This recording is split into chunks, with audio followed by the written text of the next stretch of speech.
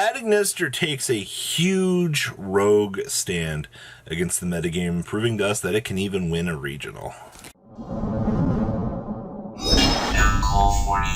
I'm betting 30% of you guys have not smashed the living crap out of that subscribe button. Smash it so we can climb up the 100K ladder here.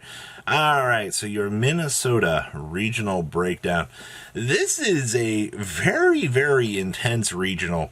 You had 4 Sword Soul decks present in the top cut for this, which is probably, I think, the heaviest Sword Soul dominated event that I have seen to date, ladies and gentlemen. And I'm actually pretty impressed by the overall sizing of that, because that tells me that Sword Soul is possibly in certain regions pushing out the Despia players here. Like I said, I'm a pretty big avid believer that branded Despia is in fact the best deck in the room here. So to see that performing and doing relatively well is nothing short of crazy interesting. Now, other interesting stuff about this here, besides, 2 branded Despia and, 4 Sword Soul being your huge dominating forces, you had a Flunderies player that managed to kind of step up here and change the general pacing of the deck. And by general pacing, I mean we had a mini Simorgh package in the deck with the level 4 that kind of does some little interesting things with the addition of the field spell here. Some things that I don't think a lot of people have really messed around with too much, but it definitely brings a lot to the table here. And then the big thing out of this event was blind going second at Ignister, and that's also something else that a lot of players might not have explored or considered the option to, is the fact that you can build a going second version of this deck and have it function as a counter pick to the metagame, because who's going to be able to out this huge towers-like monster that 95% of the game has an issue with? I don't know. But let's pass it on into that deck list, shall we? All right, our first little chunk of deck list for this here, we have the Simorgh, Bird of Perfection, built into our deck here. While face on the field becomes a wind monster, sure. And then during your main phase, if you normal or special summon a Wing Beast monster, reveal this card in your hand immediately after it resolves, you can normal summon a Simorgh monster. If this card is normal summon, send a Simorgh monster from your deck to the grave. And technically can do some, it has your interaction point with this. Lets you reveal a level 5 or higher Wing Beast monster in your hand. This turn you can normal summon for 1 less. Or if you control a Wing Beast monster, you can immediately, after effect resolves, normal summon a Wing Beast. This is going to give you a lot more Wing Beast extenders, so you're able to kind of combo up a little bit harder here. We're also main decking double unexplored wins. We've started to see a lot of people maining one unexplored, siding one explored. So seeing the fact that here you have a double option tree with just both built into the main, I guess it's going to come down to player preference on how you want to explore the deck in terms of breakdown. So that's actually not too bad. Next up here is our Sword Soul 10E list, and this is more different than a lot of things that I've seen previously here. Is this just going second 10E? Because we have Mystic Minds in here. The last time I saw this was, what, like 2 formats ago? Near the beginning, where we just saw this deck phase completely out. So Mystic Minds, Droplets, Lightning Storms, Talents, and Evenlies for going second. You don't care what your opponent does. You just blow them back out of the water. This is quite intriguing, actually. I'm not sure if I guess for a regional level, if a lot of players, especially in the very early stages, are very unsure of what to do. I mean, you have your entire hand trap lineup in your side deck. It's not like you can't bring these in if you need them. All right, and I think that's very important to realize, is as long as you have your resources available to you, especially present in the side deck here like this, you should have no real problem. So that's actually pretty nice. Next up here is our next Sword Soul 10E build. Did every Sword Soul 10E player for this event just call each other up on the phone and go, hey, bring the going second cards. Today's our day. No vessels. That's 2 lists now that are breaking the mold for everything that I've seen for this. I'll see that this one actually opted to play the Change of Heart.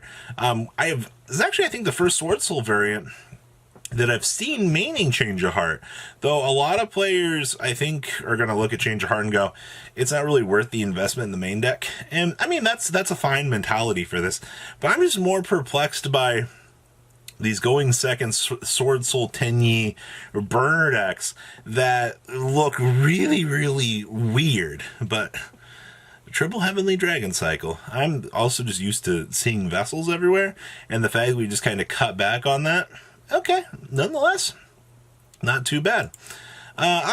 We hit a Tenyi, we hit a Despia deck here. Did everybody for this event just decide that Change Your Heart was like the best card in the world? Because every other event that I've seen out of the woodwork was like, Change Your Heart doesn't seem like a good side deck card. Or just most people just opted to not even consider playing this. But alright, 45 cards here. Brand of Banishment built into the main deck is fine. First time I've seen Droll and Lockbirds actually kind of coming up. Actually, I guess that's not true. I've seen a couple of rogue one-offs here, but alright. Zombie World, Necro Banshee package, Dimensional Barriers to disrupt the opponent. Alright, easy stuff. Outside of that, I mean, standard board breakers in the deck. Standard one branded lost. I have seen builds that tried to do 2 branded lost. That just doesn't seem like the way to go, in my personal opinion. I feel like you're just bogging down too much in the wrong department, really, to capitalize on that. Next up here, we have more Tenyi. Finally, a build that's not bulking down on shoving Mystic Minds in the opponent's face. Alright, but this version still is adapting some going second mentalities, which is perfectly fine. I mean, like, you need these. Like, droplets is fine. Talents so that you can play your game. We do have more hand traps, a little bit more present in here, so you can adapt a little bit easier, depending on the situation. And then I see that Synthana has made its journey. You guys ever notice, like, how much players just are so hesitant to just not play Synthana? Like, I don't know what it is about Synthana, but poor Synthana. Nobody really likes them. Triple Ecclesia as well. Like I said, we've seen some builds that have been opting to just maximize on 2 Ecclesia. Considering the fact we're on 42 cards, I think that this is fine for the most part. So not too bad of a little Sword Soul Tenyi deck for you guys. Next up here is our other version of Albaz. I do see that we are playing the 1 Incredible Ecclesia, the 1 kit, and 1 McCurry. I did notice a lot of this regional did not try out the Allure Darkness package. The Allure package did seem like a much more dominating effect in the very early stages of the metagame, which isn't a bad thing, ladies and gentlemen. Diversity does promote for pretty interesting things nonetheless. So having that little whirlpool of things to mess around with definitely seems okay. We have the cross-out Detonators down here in the side deck, so we can bring those in for whatever real situation, I guess, comes up. Outside of that, I do not... I mean, Alba Lenitus at least got to come play for this build. Like I said, we've seen how many builds this weekend that just opted to not even play Alba Lenitus at all for the Dragon Link matchup, so I guess. Alright, next up here, oh my god, one of them got through the cracks! What is up with this turbo going second build? I am so perplexed by the fact that this deck made it through for its going second, like, grind, that it's ridiculous. And I honestly hope that we can see more of this deck being successful at this point in time, because this looks massively interesting to me. On paper, it really does. It's just... It's mind-boggling that we haven't seen this deck in 2 formats, and all of a sudden it comes back out of the woodwork week 1 here and goes, "Hi guys, I'm back," and you're just like, where the heck have you been all format? Like I said, you just board in your hand traps. Like, if your going second cards are bad, you just bring in everything else to just kind of make things a whole lot easier for you. Literally, the going second Sword Soul Tenyi experience. I can only imagine how many bricks you can open with this deck and just cry. And then first place here was our blind going second at Ignister list here. Shout out to playing the Change Your Heart here. This actually, considering the fact we are going second deck, this is one of those lists that you would want to see this. Alright, having this built in and having this being the destroyer for your opponent, absolutely. I mean, how many going second cards can you bring in? How many hand traps can you have to shut your opponent out of the game so that you can capitalize and do anything? Also, shout out to Don Mari being a poor side deck card, getting yeeted out of the main deck just so that we can climb up and do other things. Also, I mean, double access code here means twice the fun. This actually does come up. From what I've seen for adding Ignister players, this is a pretty devastating thing to watch happen. So that is your breakdown for the Minnesota Regional. You guys excited to kind of see more and more diversity for the format? Because I am. Please, if comment down below, tell me what you're saying. Make sure you guys smash the crap out of that subscribe button so you guys don't miss out on more awesome content. I'll see your beautiful faces back here later in the day, guys. Peace.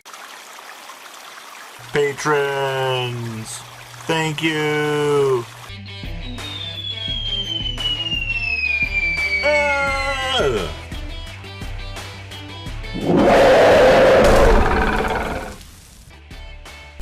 Thank you so much for watching. Check out these other videos.